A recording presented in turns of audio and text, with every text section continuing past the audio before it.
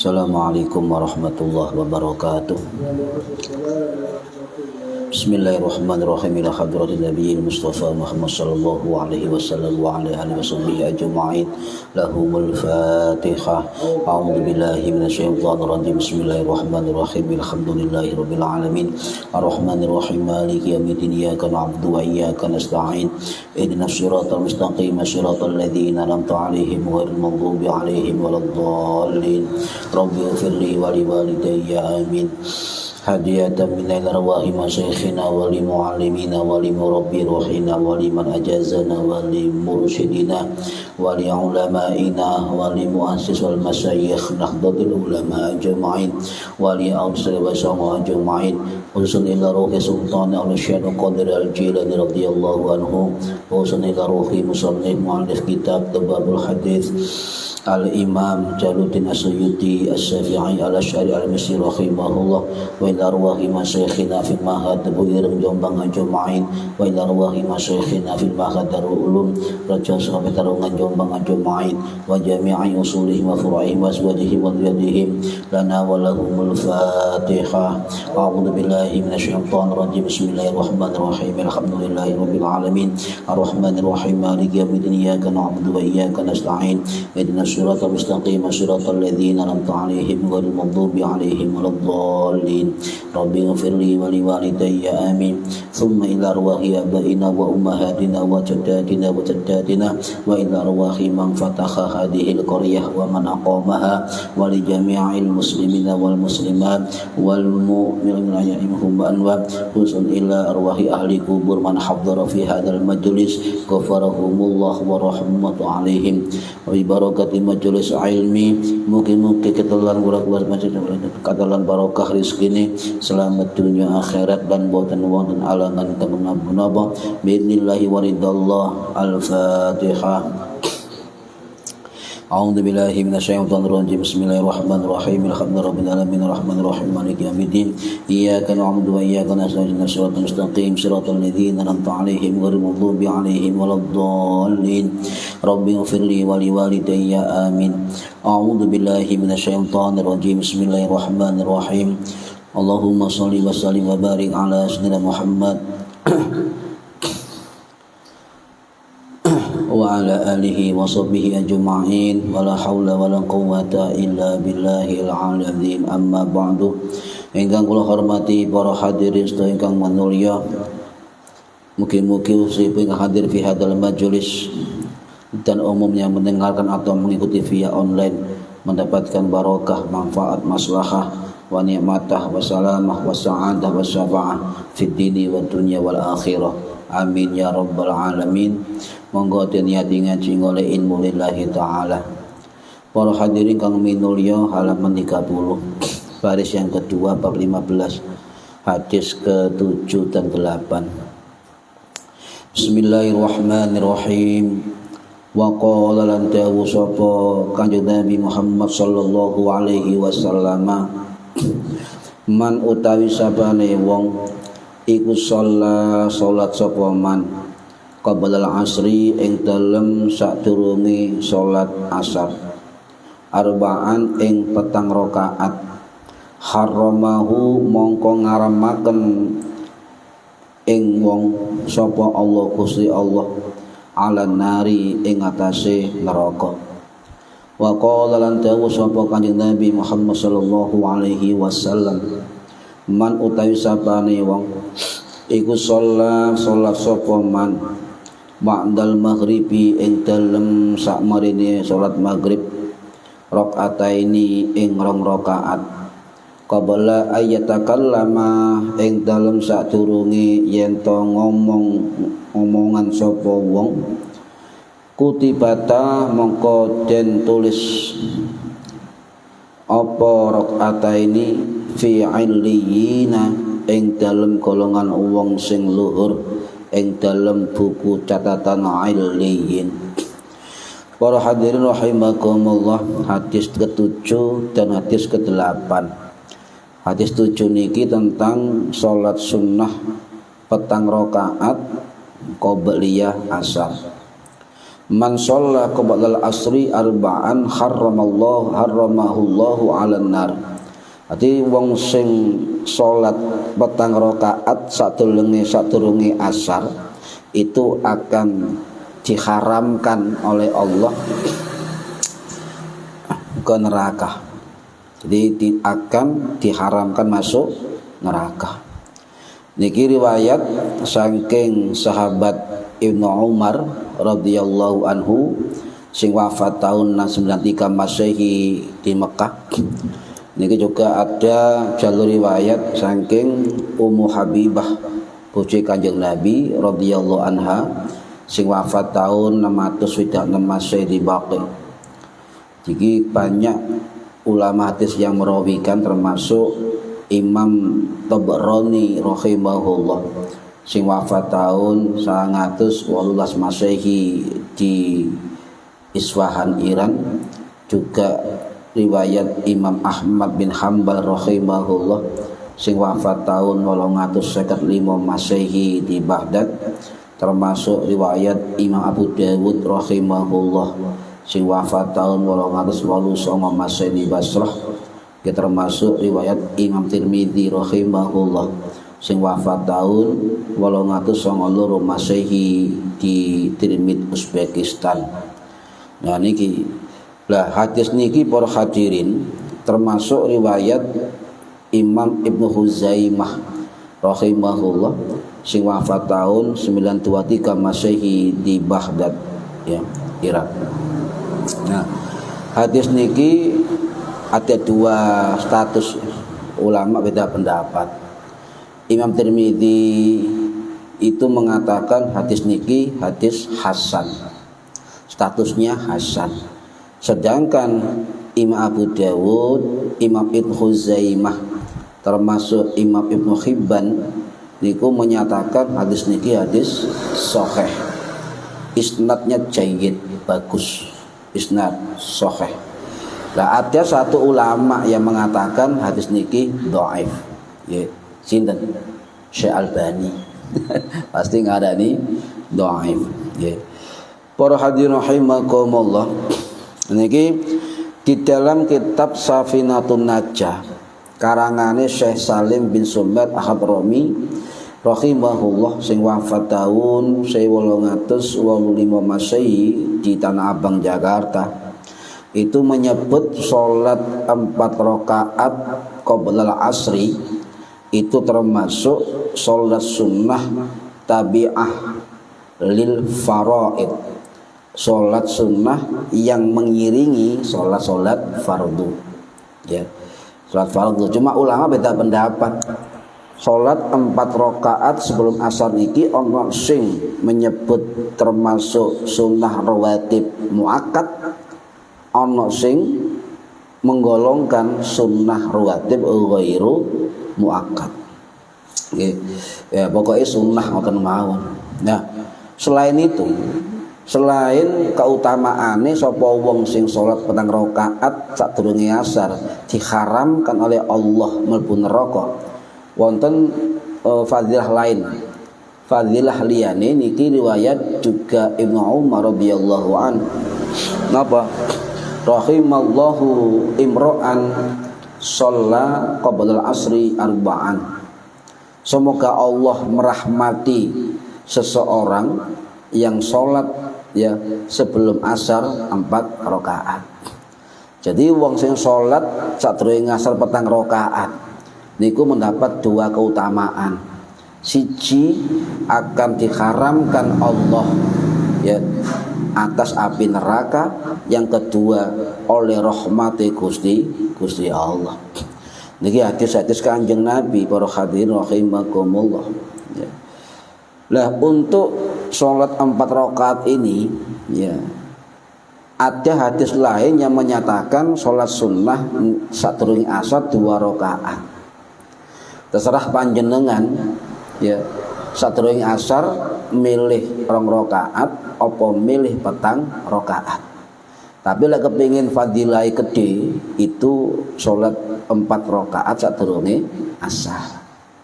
2 rakaat salam, 2 rakaat salam niki. Nah, 4 mazhab niku jumhur itu mensunahkan sebab ono hadis. Tetapi yang paling menyatakan sunnah rawatib ghairu muakkad niku namung Imam Syafi'i. Imam Hanafi, Imam Maliki, Imam Hambali niku hanya menganjurkan biasa atau membolehkan. Jadi pendapat yang paling kuat sholat sunnah sadurunge asar 4 rakaat niku hukumnya sunnah hukumnya.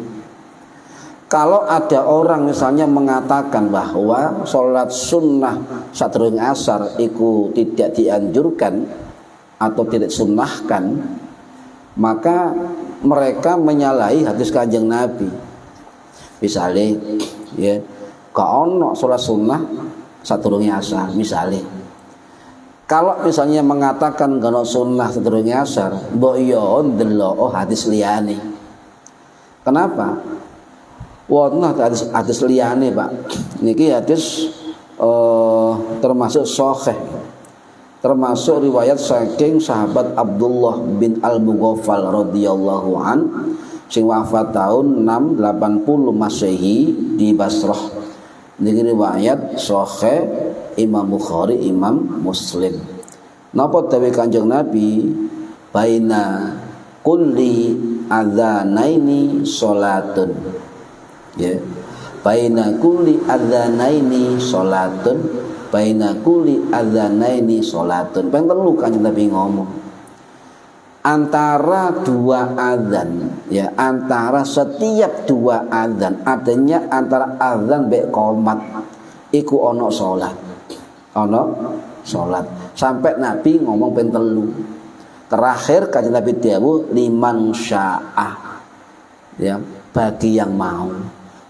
Paham ya? Bagi yang mau. Jadi sholat sunnah sadurunge sholat fardu iku disyariatkan. Ya, contoh sholat qobliyah maghrib, sholat qobliyah isya, sholat qobliyah asar itu termasuk baina kulli adzanaini sholatun. Setiap antara azan dan qomat itu ada sholat. Ya masih ya misalnya gak qobliyah asar ya niat sholat mutlak sebab ngelakoni perintah Kanjeng Nabi. Nggih. Lah cukup 3 hadis tadi sebagai dasar kuat bahwa sholat sunnah 4 rakaat sadurunge asar niku hukumnya sunnah. Kuat. Nggih, sudah kuat. Tetapi ulama-ulama Syafi'i ya termasuk di dalam kitab Fathul Qaribil Mujib karangane Imam Ibnul Qasim Al-Ghazi As-Syafi'i rahimahullah sing wafat tahun 1512 Masehi di Kairo Mesir niku mengelompokkan sholat sunnah qobliyah asar 4 rakaat adalah termasuk sunnah rawatib ghairu muakkad. Ya. Tuh, kok iso diarani ghairu muakkad sebab Kanjeng Nabi kadang nglakoni, kadang tidak nglakoni. Tetapi kalau masuk golongan sunnah muakkad, sunnah sangat dianjurkan, maka Kanjeng Nabi itu mesti melakukannya. Para hadirin rahimakumullah. Jadi kula piyambak mawon kadang-kadang ya lali, gak salat sunnah 4 rakaat. Ya kadang 2 rakaat. Ya. Ya kadang lali. Padahal nyun sewu sapa sing salat sunnah 4 rakaat itu keutamaane siji. Mau nggih? Haram. Dia akan masuk neraka. Yang kedua, mendapat rahmat Gusti Allah. Ya. Amalannya gampang nggih. Gampang. Cuma akeh sing jarang ngelakoni. Nggih. Sebab nopo? Akeh sing ngelakoni itu rata-rata, Pak, 2 rakaat sadurunge asar. Ya lek iso dilakoni. Mengapa?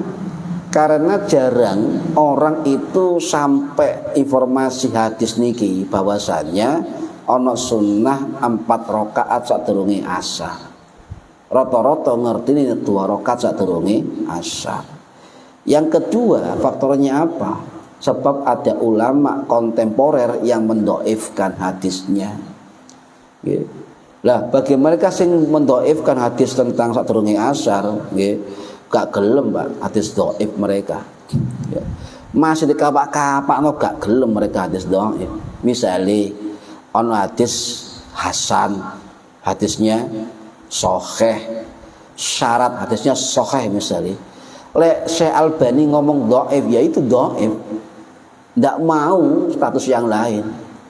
Nah kalau bicara keilmuan, ndak boleh kita hanya berpatok satu rujukan.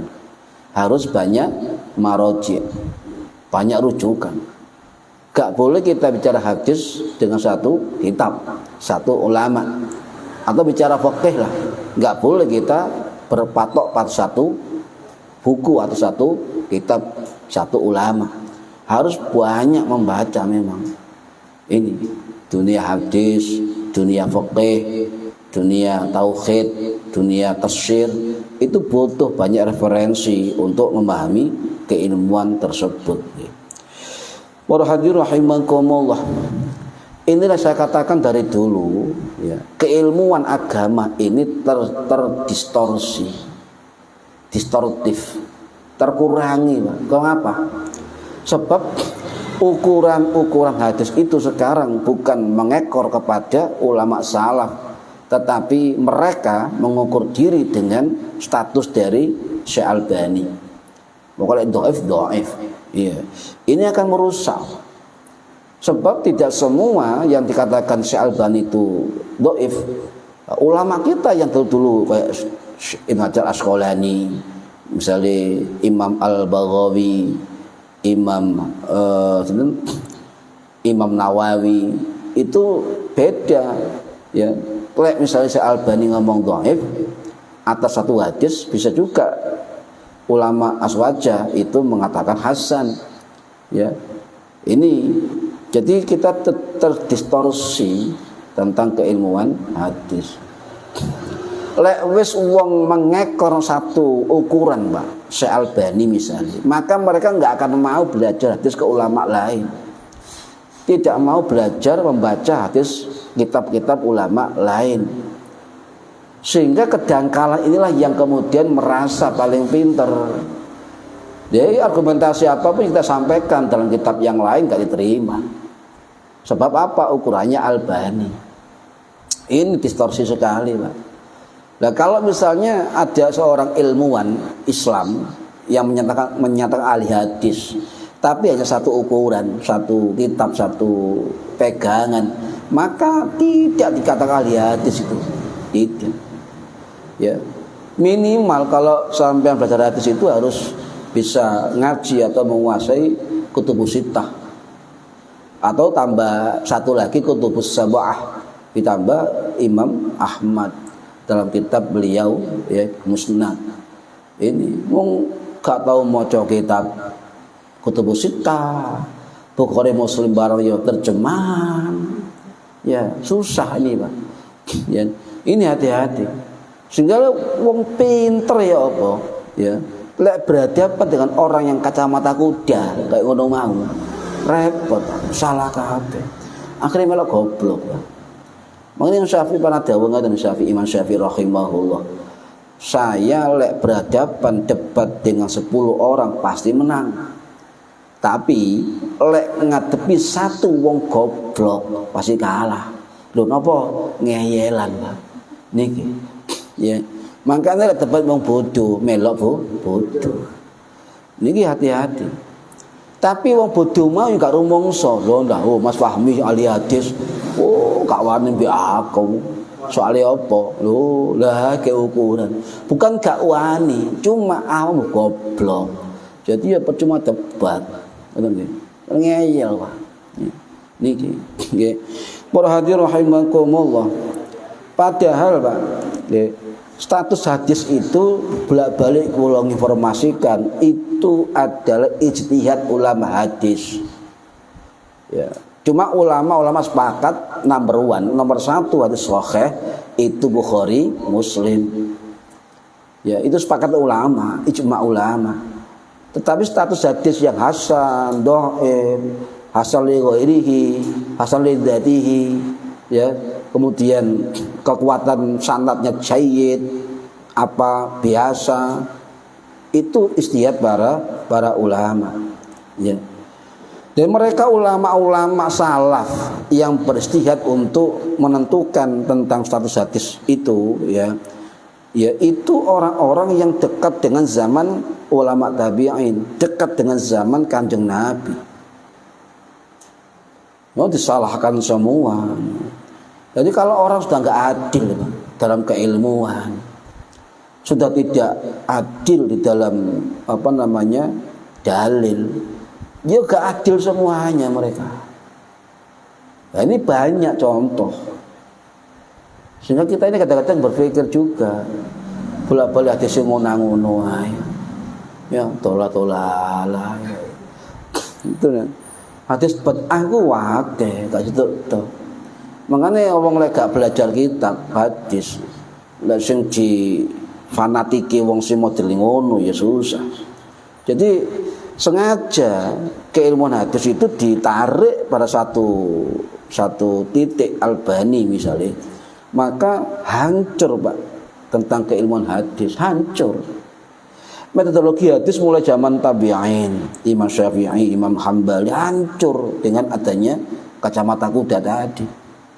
Ini hati-hati. Makanya saya ngerti fikih aja menengahi. Ya walaupun tingkat kampung, kados kula ini kan kampungan, itu tetap online kan ngoten ya. Nggih. Kula kampungan. Nggih. Para hadirin rahimakumullah. Jadi, bagaimana kita menyikapi hadis yang berbeda status? Ya, sing kene ngarani hasan, sing kene ngarani sahih. Nah, sebelah ngarani dhaif. Lalu ana perbedaan hadis statusnya, ya, maka kita harus paham sunnatullah bahwa perbedaan tidak bisa dihindari. Perbedaan itu adalah keniscayaan, pasti terjadi. Ya. Jangan fanatik buta kepada orang per orang, satu pendapat dicekal liai. Ya. Nah, kemudian kita harus mengakui ya bahwa ikhtilaf atau perbedaan suatu keniscayaan. Lalu uang gak gelem nganut ulama hadis liyane, mek situk to asih dianut, maka mereka pasti akan muncul kesombongan dan tidak menghormati ulama lain. Ayo, gak menghormati pak ulama lain. Ya. Bahkan ada Ustadz di YouTube yang mengatakan bahwa tidak ada ahli hadis yang sehebat si Albani. Dia mujtahid hadis. Lu gak bahaya dah. Ini saya kira Google, WA gampang, copas aja gampang. Pian lho Pak, sahadis itu lho melaku antar negara. Lalu ini gak diakoni berarti kita nggak menghormati ulama. Yeah. Yang ketiga, perbedaan metodologi, pendekatan hadis, takwil hadis, perbedaan perawinya, ya. Ini adil apa dhabit, ya. Sikoh apa kadzib. Ini berbeda pendapat, ya. Jadi nggak boleh kita fanatik buta, ya. Apa mana fanatik terjemahan ngawur. Dan juga kita harus paham bahwa di dalam perbedaan pasti ada yang namanya jumhur atau namanya konsensus atau ijma. Ya, ijma itu perlu kita ikuti. Ya. Kemudian bertanyalah kepada yang tahu. Fas'alu ahla dzikri in kuntum la ta'lamun. Takokno nang wong sing ahli ilmu lek gak ngerti. Sampai Gusti Allah niku lho mengulang 2 kali Pak ayat niki. Was'alu ahla dzikri in kuntum la ta'lamun. Niki ana nang surah An-Nahl nggih ayat 43, ana nang surat Al-Anbiya lek salah ayat yang ke-7. Di 2 kali Allah niku mengulang perintah itu. Fas'alu ahla dzikri in kuntum la ta'lamun. Takono lek gak ngerti takono. Tapi takon niku gak takon nang ulama liyane, takono ustaze iku. Yo sing takon yo wong awam. Lek ustaze ngawur yo gak ngerti, Pak. Contoh takoki rukun salat jawabane wudu. Lah iki yo koplak ini. Mun takon rukun wudu ana loro. Tapi piye iki? Hati-hati, Pak. Ya. Jare ngomong dalil. Rukune gak ngerti ngomong dalil. Ya kadang-kadang ku ndelok ngono ku ya Allah. Lewat ahli dalil, Pak, ndak mungkin ndak paham rukun fikih, pasti paham rukun, paham syarat salat. Sebabnya dalil. Wong bolak-balik omong dalil gak ngerti rukune salat, syarat salat, rukune wudu, gak ngerti, subhanallah. Ya. Warhadi rahimakumullah. Makanya kita harus bersikap moderat, toleransi, tasamuh. Ini konsep tawazunnya Ahlus Sunnah wal Jamaah. Ya. Lek wong fanatik gak mungkin tawazun, gak mungkin adil, gak mungkin toleran, gak mungkin tasamuh, gak mungkin moderat. Ya, gak mungkin. Ya, bener karepe dhewe niku. Ya, padahal Kanjeng Nabi niku nyuwun sewu menghendaki ya walaupun ada perbedaan tetap persatuan.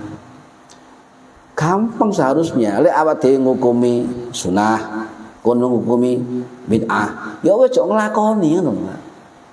Kita yang milih pendapat ya mazhab 4 mengatakan sunnah ya melok sunnah. Mereka yang ngomong bid'ah ya ojo nglakoni. Niku tok lho wis insyaallah gak tukaran. Cuma kadang-kadang mereka itu ngorek-ngorek tentang amalan Ahlus Sunnah wal Jamaah. Nggih. Nah, substansinya enggak dibahas. Substansi. Ngomong kulit aja. Ya. Contoh. Lek terlalu fanatik mengandalkan dalil, kabeh salah kabeh. Pasti terjadi inkonsistensi, tidak konsisten. Contoh wong wis mati cuma suka tersebut ya. Lek wong mati jenazah bid'ah ditumpakno ambulan. Lah wong mati akhirnya tumpakno ambulan. Ndak boleh sholat di atas kuburan. Wong mati jamaah sholat di kuburan. Ndak boleh ketika main di kubur iku maca-maca apa landani nang YouTube ya maca-maca napa-napa. Lah kazian wong mati kok oleh mangan-mangan. Lho malah ono suguhan jeruk, anggur. Piye ngono iku. Ini tidak konsisten. Harusnya umat cerdas. Lek wong kenceng, Pak, itu pasti akeh bengkoke. Akeh pedote. Ayo kayak karet Pak. Kenceng terus karet itu pedot.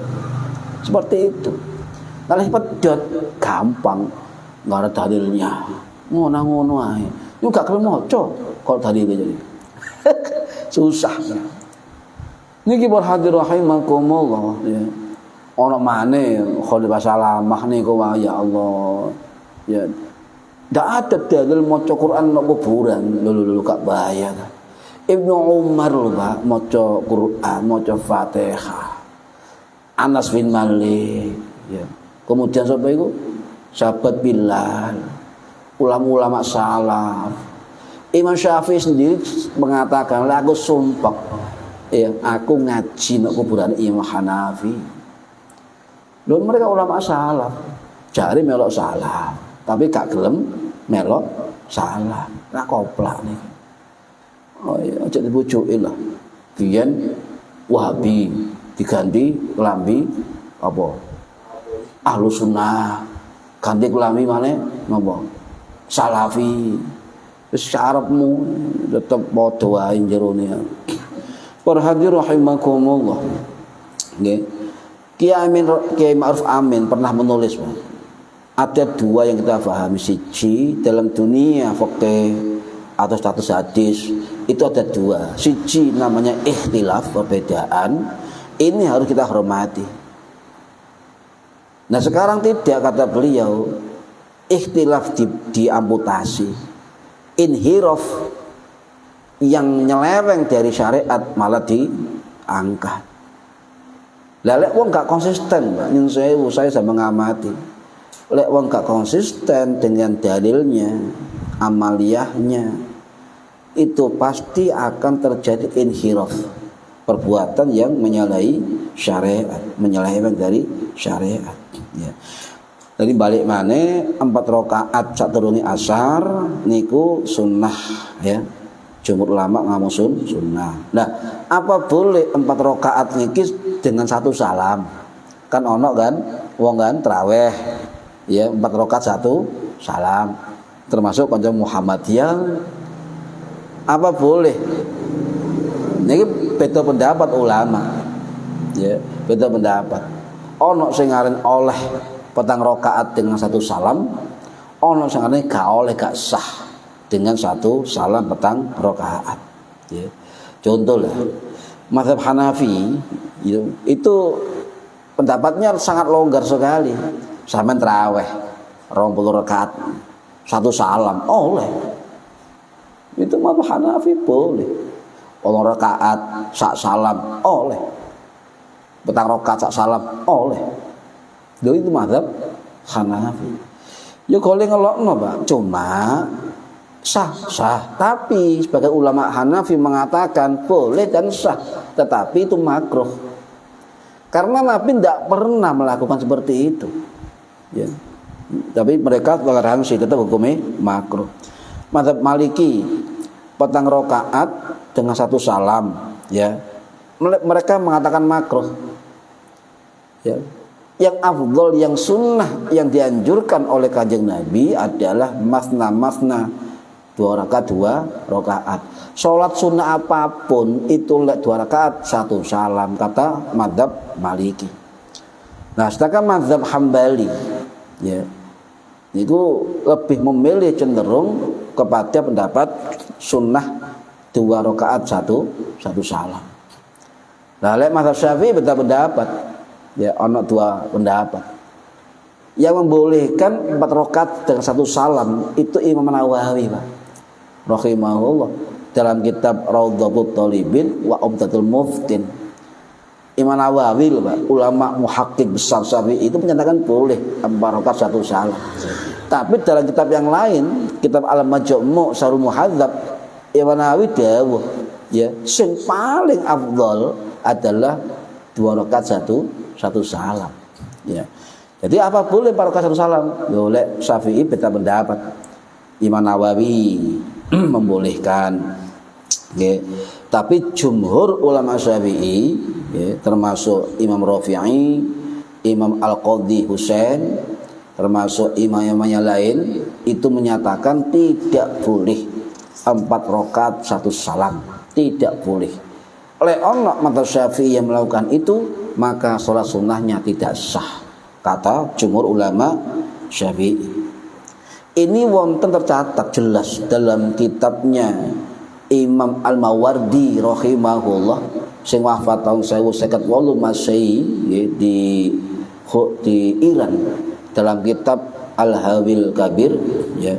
Beliau jelas mengatakan bahwa sholat sunnah 4 rakaat dengan 1 salam itu tidak sah. Sholat sunnah harusnya 2 rakaat 2 rakaat. Nah, kita punya guru ya. Nah, guru kita itu mengatakan bahwa salat 4 rakaat 1 salam gak umum. Ono hadis sih ono, Kanjeng Nabi pernah melakukan, cuma dalam Syafi'i tidak umum. Ya. Contoh tarawih 20 rakaat nih. Di dalam kitab Fathul Mu'in itu dijelaskan Imam Zainuddin Al-Malibari rahimahullah sing wafat tahun 1579 Masehi di India niku menyatakan misalnya tarawih wahia isruna rakaatan, tarawih itu 20 rakaat ya niku bi asyri taslimatin, 20 rakaat ono 10 salam, berarti 2 rakaat satu salam. Kata Imam Zainuddin dalam kitab Fathul Mu'in, ini yang paling benar dalam pendapat mazhab Syafi'i. Ya. Wa yajibut taslimu, kata beliau jelas tegas. Ya. Wa yajibut taslimu min kulli rakaataini, wajib salam setiap sholat 2 rakaat. Nah ini jadi guru kita dulu di pondok dasare di dalam kitab Fathul Mu'in. Jadi kita milih mendapat yang ini Pak ya, wajib salam 1 kali dalam sholat 2 rakaat. Balik no sholat asar tadi, sholat sunnah 4 rakaat, yang paling benar dalam mazhab Syafi'i adalah 2 rakaat 2 rakaat. Tapi kalau ada pengikut Syafi'i yang sholat 4 rakaat 1 salam, Imam Nawawi membolehkan. Berarti ono sing ngolehno. Ojo fanatik. Mengko Mas Sofyan kok 4 rakaat sak salam. Ojo diblokno. Oh, ono pendapat sing membolehkan Imam Nawawi. Ya. Lah lek 4 rakaat sunnah itu dengan 1 salam. Terus pun dicarane kan ngoten. Loh, carane ngeten ya. Sampeyan tetap 4 rakaat tetapi tidak boleh disamakan dengan sholat fardhu. Harus dibedakan. Ya, 4 rakaat ya. Ketika rakaat kedua tidak pakai tasyahud awal. Duduk istirahat gak apa-apa. Misalnya sujud ya, mau tasyahud ya, enggak, duduk dulu istirahat baru berdiri boleh. Tidak ada tasyahud awal. Lek nglakoni 4 rakaat satu salam. Paham nggih? Paham nggih? Niki para hadirin rahimakumullah. Jadi sholat asar itu penting persiapan ya. Jadi misalnya itu waktu malaikat shift malaikat pagi ganti shift malaikat malam. Itu di waktu asar. Yang kedua dalam kajian saintis ya. Ketika waktu asar sampai waktu surupe srengenge itu warna alam ini akan berubah. Ya, itu akan mempengaruhi terhadap organ-organ tubuh kita.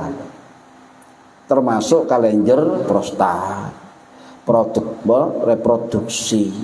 Ya. Jadi itu akan menguatkan kalau kita sholat asar di kala jam-jam segitu. Ya, itu mempengaruhi lek wong gak sholat asar itu mempengaruhi daya kreativitas. Artinya malas. Ya, itu. Ini makanya lek ketinggalan sholat asar atau gak sholat asar belas ya, itu akan menurunkan daya kreativitas dan juga kehilangan tenaga positif di dalam spiritualitas. Ini kalau dikaitkan dengan saintis alam ya. Para hadirin rahimakumullah. Nah, di dalam amaliyah antara zuhur be asar lek kita bicara amal Pak. Ya.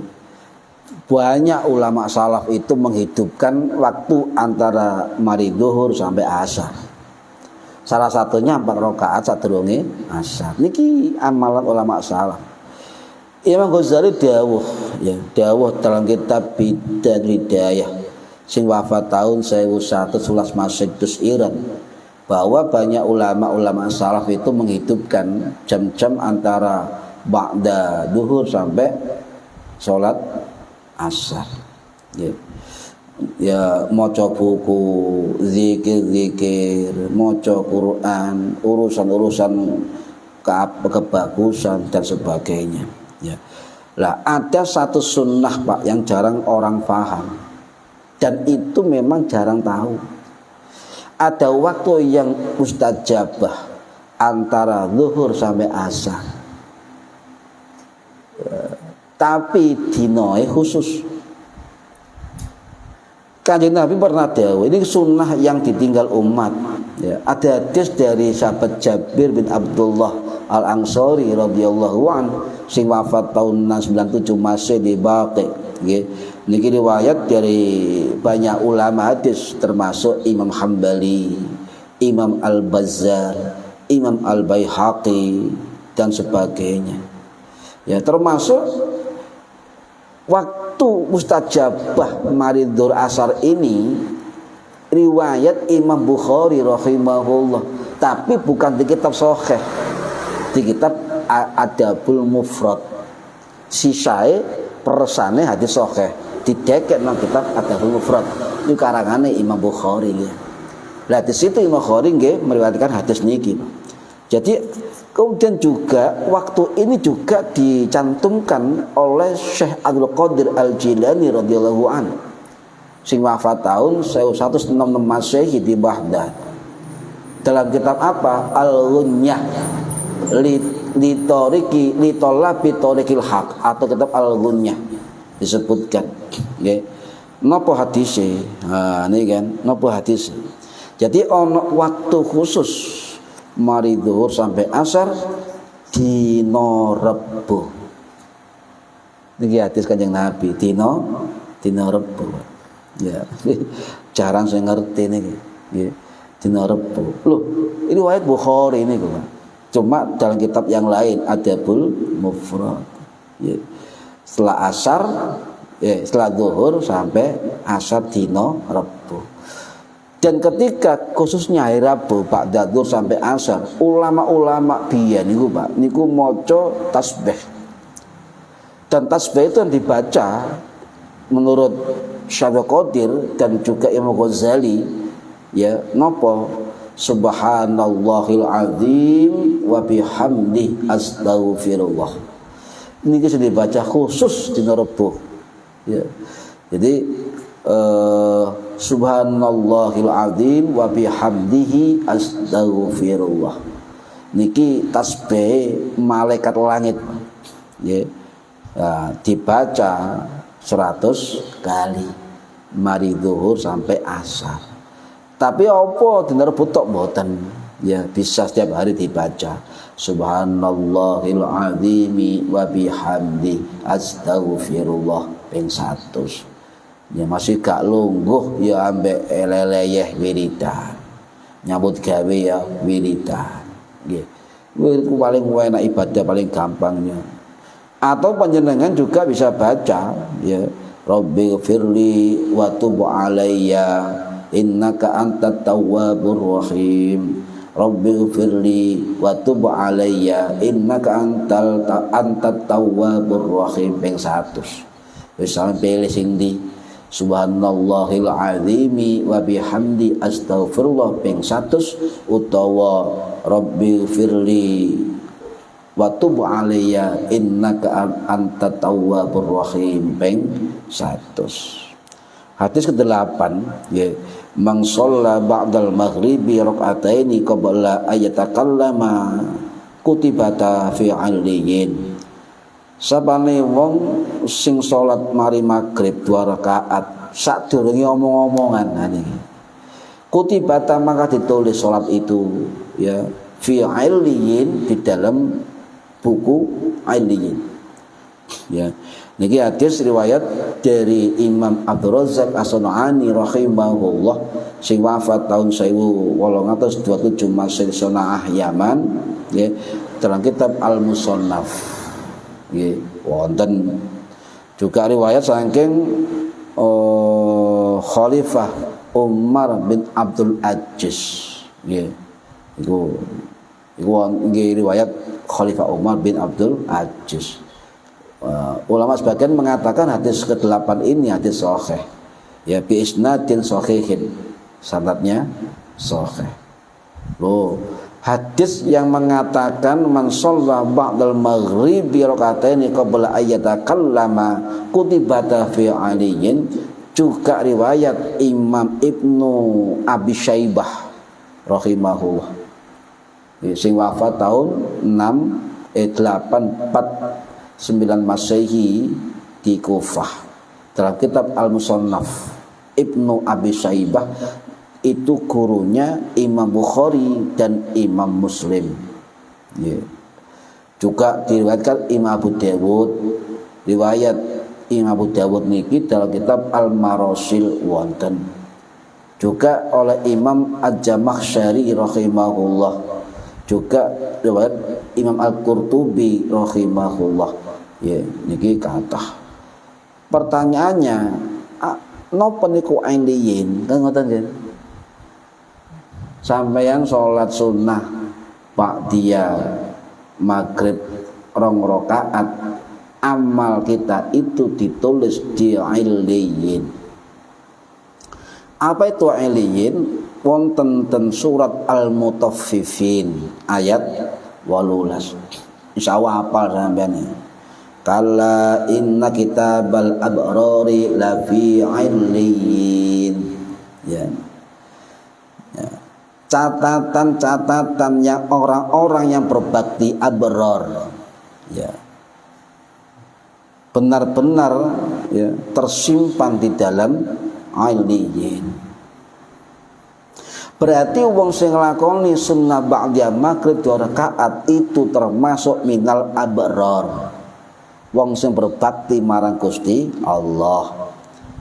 Amal ditulis di kitab illiyin. Apa itu illiyin? Illiyin itu buku catatan amal bagi orang-orang sing berbakti nang Gusti Allah dan disaksikan oleh malaikat. Dan itu adanya ulama beda pendapat. Illiyin itu lawan si jin. Illiyin itu ono sing ngarani di arsy, ono sing ngarani di bawah arsy, ono sing ngarani di Sidratil Muntaha. Wallahu a'lam. Tapi faktanya di Quran ada namanya illiyin. Nggih. Nah, ini. Jadi kalau baleni ba'da maghrib itu gampang dilakoni ba'diyah, tetapi fadilah luar biasa.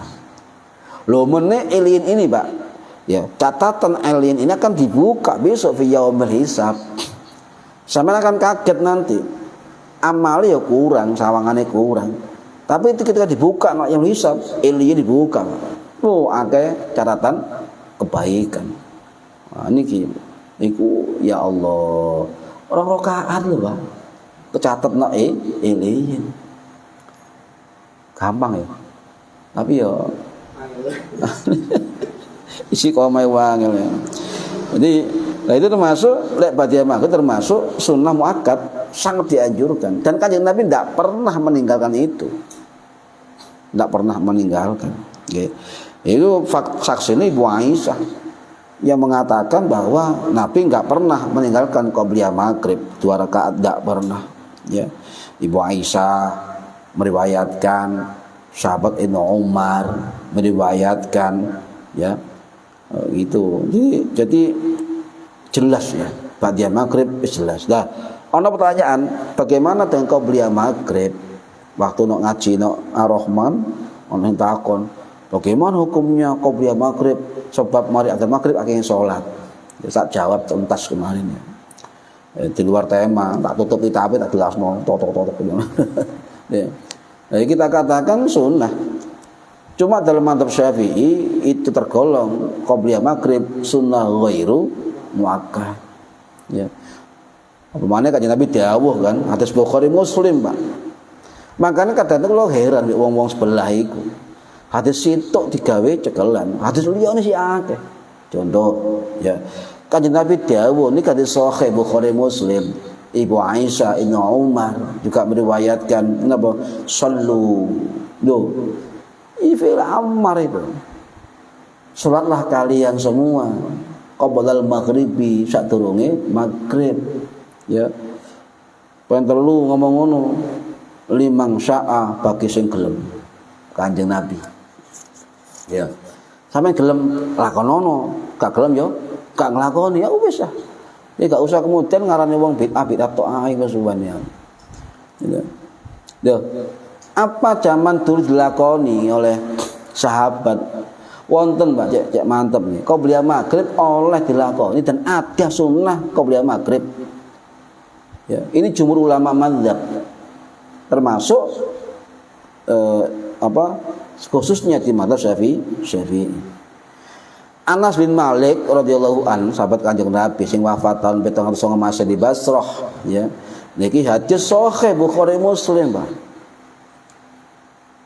Beliau mengatakan laqad ra'aitu kibara ashabi Rasulillah.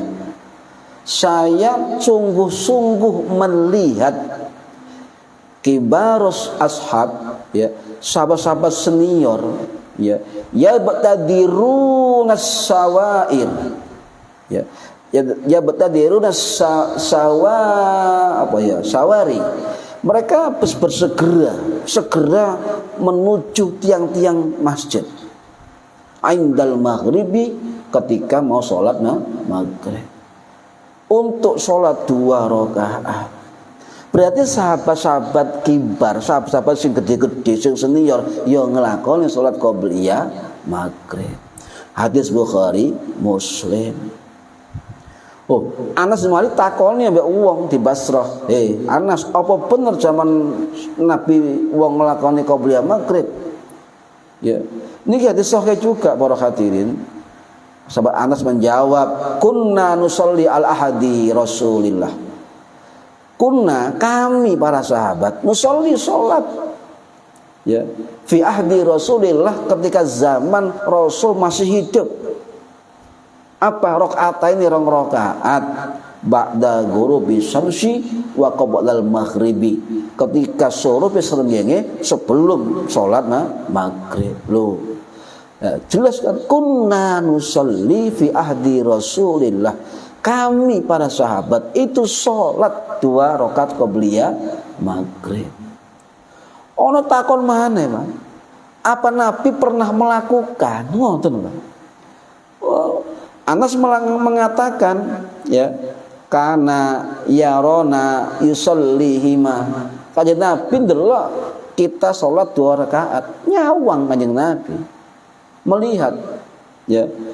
Juga beliau mengatakan falam ya'murna walam yanhana, kanjeng Nabi yo gak merentahno yo gak ngelarang.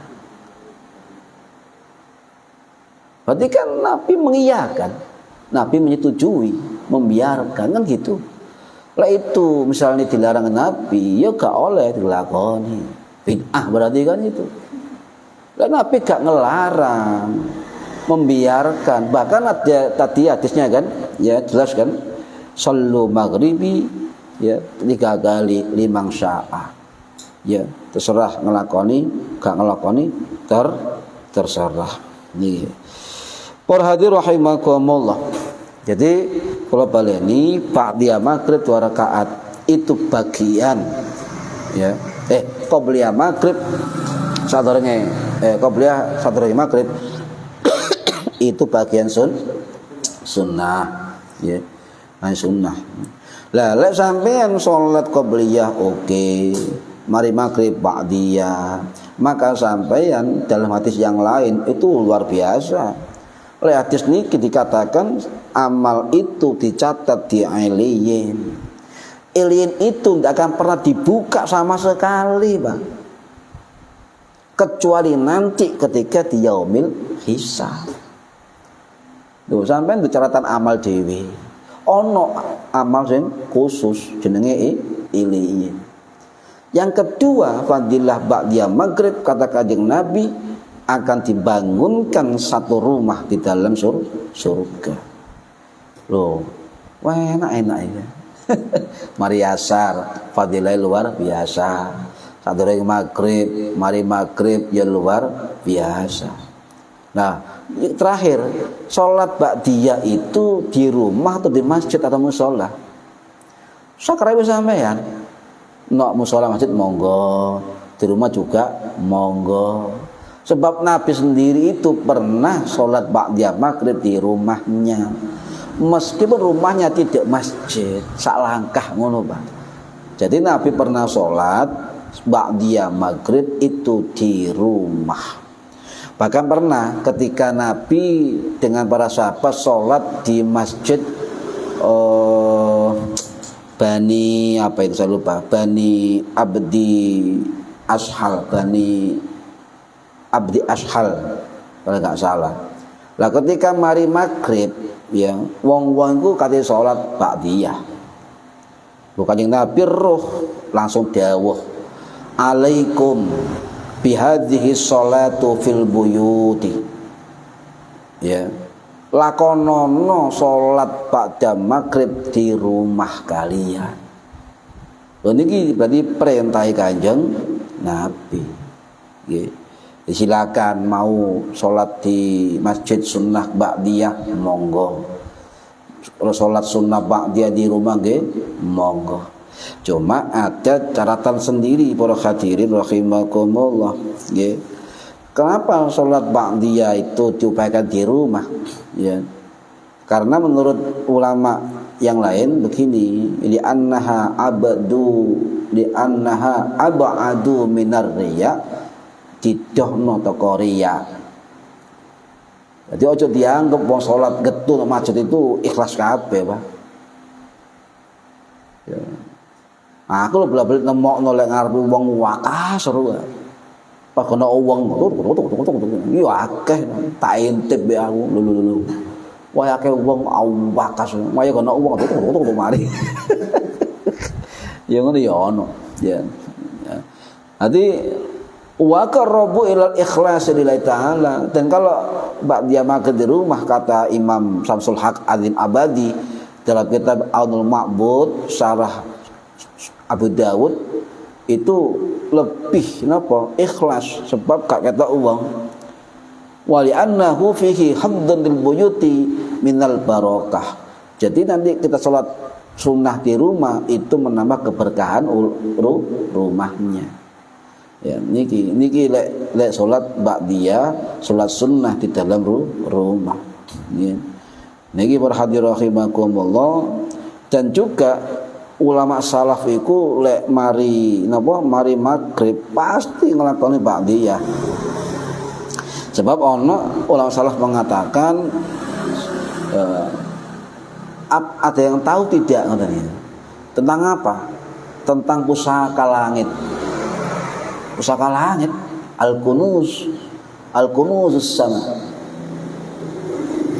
Apa itu al-kunuz sama? Al-kunuzu kullal kunuzi fima bainal maghribi wal isya'i. Pusakanya pusaka, pusat-pusat harta karun langit itu ada di antara maghrib dan isya. Jadi ono waktu jenenge ma bainal isya'ain, yaitu antara maghrib dan isya. Iki makanya orang biyen iku lek mari maghrib nggo watu, Pak. Ya, nggo watu sampai isya niki. Jadi itu salat sunnah ya ba'diyah maghrib la isya ya dilakoni, kaesuk ya gak apa-apa jenenge sunnah. Nggih. Niku para hadirin rahimakumullah nggih. Kemudian lek sampe gelem nglakoni lek kula jarang napa salat awabin. Awabin ini beda pendapat. Sebagian ulama mengatakan salat awabin itu duha itu. Tapi dalam mazhab Syafi'i awabin itu antara maghrib dengan isya. Dalam mazhab Syafi'i awabin itu minimal 2 rakaat, maksimal 20 rakaat. Cuma umumnya hadis 6 rakaat. Tapi orang-orang jarang sing ngerus carane, Pak. Ngeten carane niku. Perlu dah, sampe dah. Ya, niat awabin ya usolli sunnatul awabin rakaataini. Masih 6 rakaat ya rakaataini, Pak. 2 rakaat. Jadi rakaat pertama yang kedua ini khusus kudu diperhatikan. Rakaat pertama kedua itu beda suratnya. Di marinia salat mari Fatihah nggih. Al-Ikhlas ping 6, Al-Falaq ping pisan, kemudian An-Nas ping pisan. Rakaat kedua sama dengan rakaat pertama terus salam ya. Nah, berdiri lagi rakaat ketiga keempat ya. Lah ini beda. Rakaat 3 keempat dianjurkan Syekh Nawawi Al-Bantani Al-Kafirun rakaat pertama, Al-Ikhlas rakaat kedua sampai rakaat terakhir. Itu bedanya sholatul awwabin. Jadi beda rakaat satu rakaat kedua. Apa nih? Jadi Al-Ikhlas 6 kali, Al-Falaq 1 kali, An-Nas 1 kali dalam 2 rakaat yang pertama. Ditambah baru rakaat pertama Al-Kafirun, yang kedua Al-Ikhlas terus sampai gelem 20 rakaat. Tapi ya gak mungkin wajah-wajah ya. Gak terawih. Nggih, paham nggih? Niku awabin. Fadilai luar biasa. Salat pertobatan, Pak. Sapa wong sing nggih dosa waktu isuk sampai sore kemudian tutup dengan awabin ilang dosa itu. Itu salat pertobatan. Salat pertobatan. Ya oleh gak iso 6 ya loro. Ngoten lah. Gak loro ya blas juga gak apa-apa. Jenenge sunnah. Gak usah fanatik lah. Gak usah fanatik. Oh, aku awabin mendino. Mas Fahmi gak tahu belas. Wah, ojo. Hilang pahalai. Ya. Alien dihapus. Seret. Dipindah nasi jin. Hati-hati, Pak. Ya. Jadi badai itu gak kemudian delok toko kencenge. Kenceng alhamdulillah, tapi ikhlasnya kudu dipasang nggih. Nggih mugi-mugi manfaat fitini wa dunya wal akhirah. Al-Fatihah. A'udzu billahi minasyaitonir rajim. Bismillahirrahmanirrahim. Alhamdulillahi rabbil alamin arrahmanir rahim maliki yaumiddin. Iyyaka na'budu wa iyyaka nasta'in. Shiratal mustaqim shiratal ladzina an'amta 'alaihim ghairil maghdubi 'alaihim waladdallin. Rabbighfirli wa li walidayya amin. A'udzu billahi minasyaitonir rajim. Bismillahirrahmanirrahim. Shalli wa sallim wa barik ala sayyidina Muhammad. Alhamdulillahi rabbil alamin. Allahumma 'allimna ilmal Qur'an wa 'allimna ilma la ilaha illallah wa 'allimna min ladunka ilman nasiru bihi kamil mahyatul mamat wa sallallahu ala sayyidina Muhammad walhamdulillahi rabbil alamin wallahu a'lam bissawab. Assalamualaikum warahmatullahi wabarakatuh. Allahumma sholli ala Muhammad.